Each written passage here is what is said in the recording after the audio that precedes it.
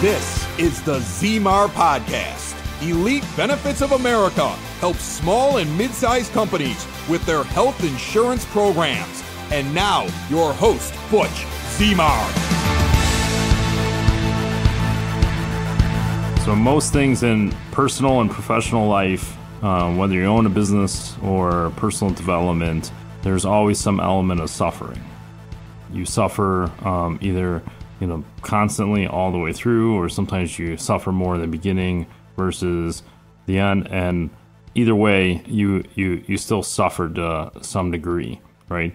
And so what most people try to or end up doing is they suffer in the long haul, right? So because it's easier. It's like even running, if you compare it to running though, that even running a marathon or ultra marathon, I'm not talking about the long runs that people end up doing. Like I did the 50-mile run, and there was other runners that did the 100-mile. The long runs are not the actual goal. The end goal is not the actual the suffering. It's actually all the training. But what I'm talking about is that airplane that doesn't give it enough power, and they run out of runway, or even worse, you're on an aircraft carrier and you end up running right into the ocean and crash and ran over by the aircraft carrier because you didn't get enough speed and didn't take off well enough. And there's a version of this in the new version of Midway, the movie. The guy didn't get enough wind speed and end up not taking off. And so it's the same thing that people run through with most things. But even for ultra runners and marathon runners, the suffering is actually in the front end with all the training runs. It's not even the 100-mile run, even though as people listening to this, it's not, 100 miles seems like a lot while these runners are training for this thing. When I ran my 50-mile run, sure, I suffered for days afterwards. I actually literally used the walls to walk through the house because the pain was so intense.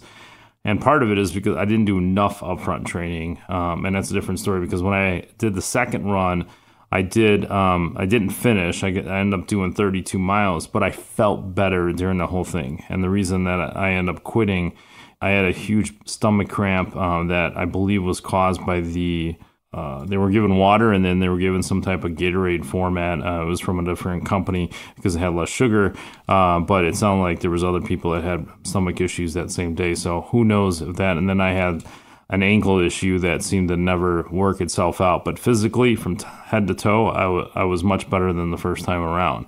But because I did the upfront training. What does that look like really, right? And so I remember getting up at 3 a.m. to start those runs so I could have enough time.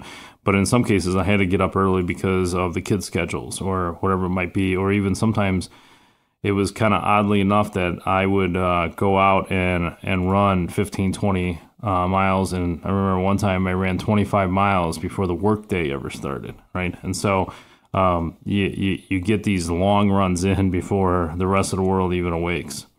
Or even more so, we stack these runs. So there were times where I ran maybe 5 to 10 miles, depending on the training schedule in the morning, and I ran another 5 to 10 miles in the evening. Or there was plenty of times where I would run 10 or more miles on Saturday and again 10 or more miles on Sunday.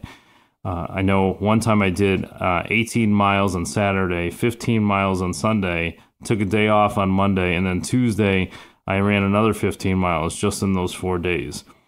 And other weeks, when you add up the total miles, we would run as much as 60 miles per week. That's truly the suffering up front for those long runs. And obviously we go out for the race. We're racing against ourselves. Sure, there's competition on the trail, but it's really coming down to just you and yourself and trying to get to that finish line. It's definitely a huge accomplishment when you cross that finish line after doing all that training. In some cases, there's a few days of depression, I guess, and because your anxiety goes so high, you finish what you worked hard for, and then everything drops so drastically. But the same goes in business too. And so for 20 years that I've been doing benefits in the workplace and health insurance, we've seen a lot of businesses come and go for many different reasons. But along the way, we do learn from a lot of them, whether it's because they did close shop or other ones that were successful. There's a golden nugget somewhere in the process. But in other cases, you could see things in advance, and you could really see it before it actually occurs. The writing is really on the wall for some of these businesses, and they just don't see it. You could literally point it out to them, and they just can't see the writing on the wall. They just either some of them, their passion is so high that they think that they can push through it, and that's few and far between, but it does occur. And then in other cases, they just can't ever see it because their core values of what they're actually doing for productivity and income-driven activities for their business are not aligned correctly, and they just either don't know how to do it or they're just not seeing it, and I've seen a mix of both. And so it does work. But if we broke it down, let's just say we talk about salespeople, which is indirectly related to the business. The business needs to generate sales. Sometimes you have solopreneurs trying out there, put their stake in the ground. And then other times where you have a series of salespeople or transaction takers or whatever it might be for the business to help you grow. And most of them don't do what they need to do. They think they are focused on the right activities, and when you look at it, they're focused on the wrong activities. They spend so much time on the wrong activities that they run out of time. In other cases, they don't spend enough time on the activities that they should be doing.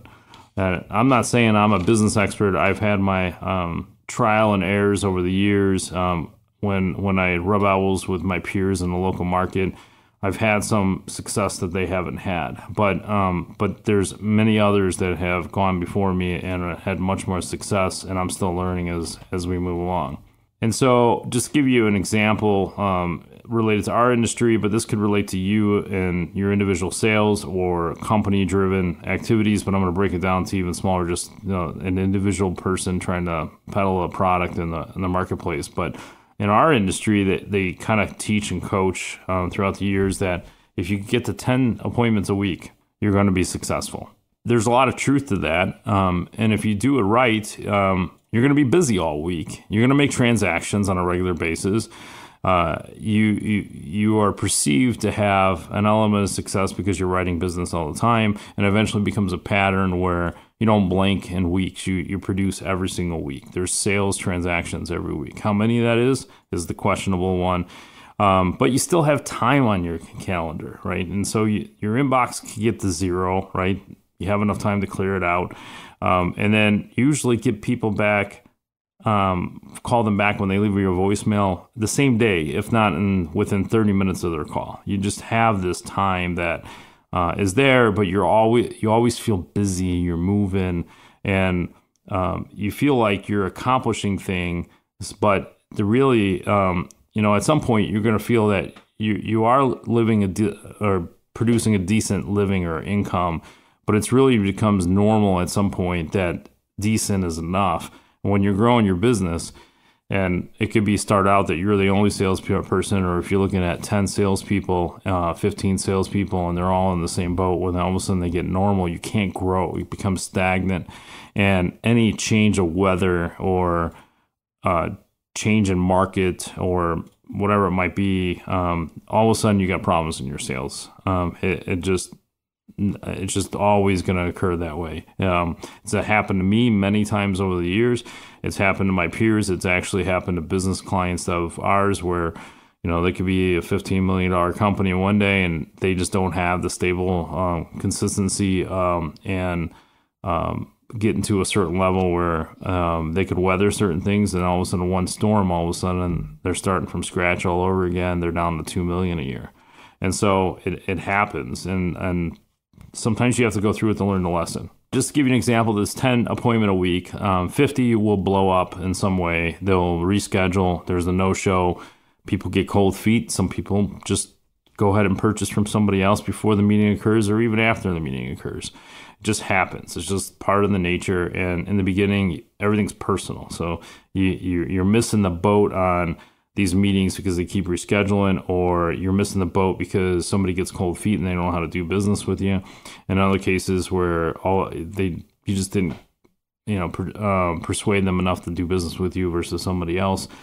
I always say they always work with the more charming personality, because in our world, the products are very similar or exactly the same, and the commissions are the same.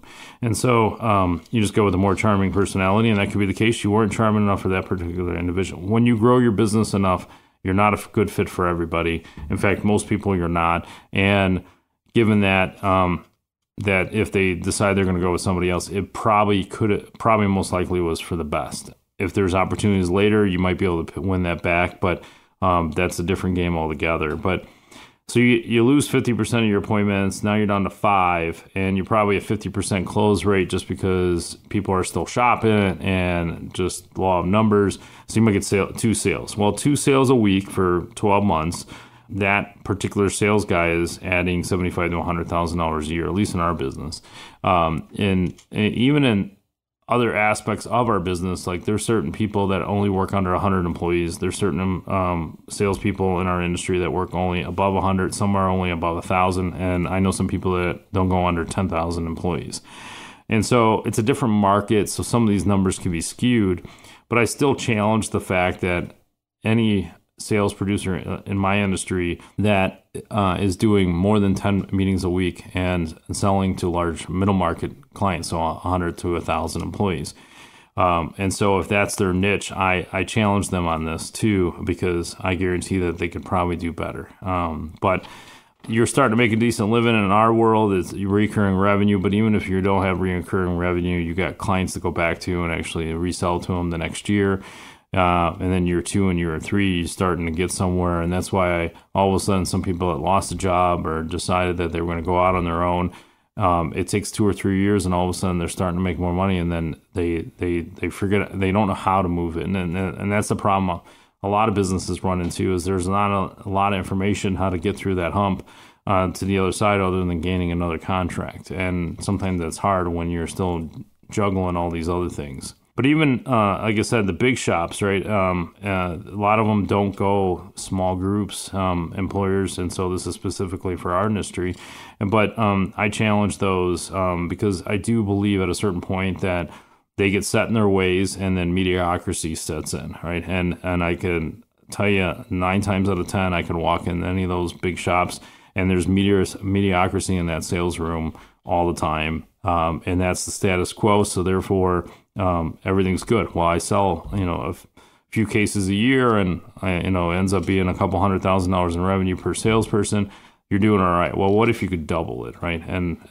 But my whole point here is that you have to challenge yourself to do things a certain way in the beginning in order to get the outcomes you want in the end. Otherwise, you'll always be battling this throughout your entire career in business. And the biggest question, and this was posed to me many years ago, if there was a way that a business or a salesperson, individual salespeople, you got 10 people, all 10 of you should be doing this. If you have 30 salespeople, all 30 of you, or in some cases in these larger shops, there's probably 100 salespeople, and they should all be doing this. Instead of focusing on 10 to 15 appointments a week, what about 30 to 40 meetings a week? Or even 50 meetings a week. Well, some people say, well, hold on here. Yeah, your quality of your meetings go down. In some ways, true, but what I'm trying to compare it to is you burn a lot of gas to take off the runway. You do. You accelerate fast enough so you get some lift before you run out of runway. But burning that gas, you're going to burn more gas trying to take off than when you're at cruising altitude. And I know other salespeople out there, I know Brian Tracy had talked about this many, many times over and over when he was in his prime. And you have to put the gas pedal down. So you have to suffer in the beginning in order to get the results later. Some people see this as it's impossible. And I tell you, at one point I thought, like, that's crazy. Who's doing 30 meetings a week, right? And so, and yeah, you're going to have some bogus meetings in there, but you know what? So what? If you're going to have bogus meetings, you might as well just get through a whole bunch of them, because what happens over a period of time, and this has been my experience, is that all these gems come out over a period of time. So you're meeting now, let's say it's 30 meetings a week, and even if you only work partial year, let's just say it's 50 weeks, and you got 30 times, 50, what are we at? 150, that's even more, 1,500 people that you're visiting. Well, you know what? You just increased your pool of people that could potentially refer business to you. That's really what it comes down to. It's the referral of the business that comes back. It's like priming a pump that continues to keep giving you water, but you have to do the work in the beginning. It is completely possible. But you have to go against what's average, what's the status quo, what you've been doing for years. But it definitely could be done. If you ever listen to Grant Cardone, if you haven't, look him up. He will definitely push your mindset to do it. He doesn't necessarily focus on 30 or 40 meetings a week because he's all in, and he would say, oh, you should make that 100 appointments a week. But that's his personality. You'll be able to pull some gems out of that and possibly push beyond where you're at now. It is definitely possible. And I've done it repeatedly over a period of time, but it's a mindset you have to change, right? So there's people I talk to, other salespeople, other organizations, clients of mine, and we had this conversation, and all of a sudden it pops this interest. I tell you, they've had record years, and then most of them end up going back to their old ways, but they've had record years when they finally ramp up these meetings and get to that point. And then all of a sudden, when you start doing this, you move from the average 80% in your industry or even in your office to the top 20%. And then when you finally hit the accelerator a little bit more, now you're in the top 4%, not only in productivity and sales transactions, but also in income too. So which is a direct result of revenue to the company. So in our case, it's agency, but to your company, right? If you got half of your sales force in the top 4% of overall sales, but on the increase in sales, not the current sales, your business would be in a totally different spot than it is right now. And most companies that even listen to this podcast are not Fortune 100 companies. And so there's a lot of room for growth, and maybe you can get a golden nugget out of this. And if you need some help with it, just call my office. We could talk through it. I can give you some tips on what worked for me. And of course, some people say, well, but then you got higher volume and you got all this other stuff. But I'm telling you that it creates a whole new set of problems. And yes, they're bigger ones. You get rid of the smaller ones. A lot of small ones go away, non-existent. And then other ones are always there, but they're less noticeable because you have higher volume. And the bigger ones are worth solving, right? There's more money behind it. There's more rewarding, not only financially, but also the bigger problems are more rewarding for your clients, more referrals, more opportunities to solve issues. And I tell you, if they're calling you back because there's a problem because of high volume or some other nature in your business, then they're calling you, right? Like, yeah, there's a problem, but it's an opportunity to win a client again. And so you just go solve those problems. It's going to happen. But again, in order to get there, you need to suffer in the beginning.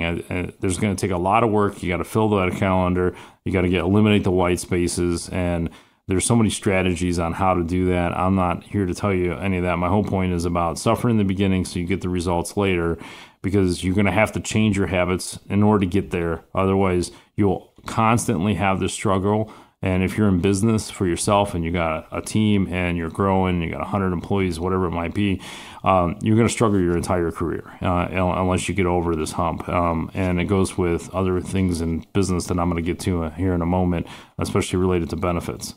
You have to have the consistent efforts in order to get there. You have to try different things. Some things will work, some things won't. Sometimes you have to go back to things that didn't work and maybe they will. That's when the rubber hits the road. Really, when you start taking off is when you start getting that creativity and having consistent results. And even with this own podcast, and I've been reminded many times before, when you post consistently, the downloads go up. It's just magic, right? So you have to stay consistent with your marketing and sales efforts at the same time. But again, most will ramp up, they'll get to that point, and then they'll slow down. It's the same thing happens with the conversations I've had, even with my own client base. All of a sudden, they ramp up, and they get to a certain level, and then they just go back to their old ways. And they're probably doing better than they were before, but still... But those who actually push on, it actually gets easier in the future. It really does. You have more leverage. Like I said before, yes, there's a lot more rewards, and even rewards where you have a happy client. You had solve a problem maybe they've never encountered before, or they have, and you're the hero now, and you solve that issue. But also, it could also be financially rewarding because you may have to add additional services. You might have to do something different, and it may create more opportunity for the client, and they make more money too. And so there's a lot of wins that come along with it. So my whole point here is you have to struggle more in the beginning in order for it to take off, whether it's airplanes or you're running a marathon or ultra marathon. All the work goes in the beginning. It's not the actual run. It's not the actual cruising altitude. It's the takeoff, right? It's easy being average. It's easy to stay with the status quo. It's easy just to keep things go in the same way, right? Why make it harder on your own? You're creating your own work in order to achieve that different level. Why go through the effort to do it? It's easier just to kind of just keep coasting along the way you were doing it because you know how to handle it, you know the outcomes, you kind of have predictability, but you always struggle with it, right? And so if you're going to change your outcomes to get better results, you're going to have to do something different, right? It creates more opportunity to do things that are on a different spectrum than you could actually take advantage of now. And the same thing goes with handling your benefits renewal, right? And so it's always the same thing. It's the same dreaded thing. They jam it into a drawer. They really don't want these meetings. There's times that we've had meetings and they give us 15 minutes. They're not even willing to invest the time to make this right? And so it's easy just to tell the employees that and the board of directors that they're just kind of staying with the big purple company and they're not doing anything despite the increase, despite doing this or despite other issues that are involved, right? And so like we just had it's a smaller company, but we just had an issue where all we did was tell them, hey, we had a bigger increase, and we found a better offer elsewhere. And all of a sudden, a magic wand, they changed. Why? I mean, insurance companies do this all the time, right? And so, but you have less leverage if you don't have data. You have less leverage if you don't do the things that we're doing or a lot of people in our industry are doing for their clients and these companies.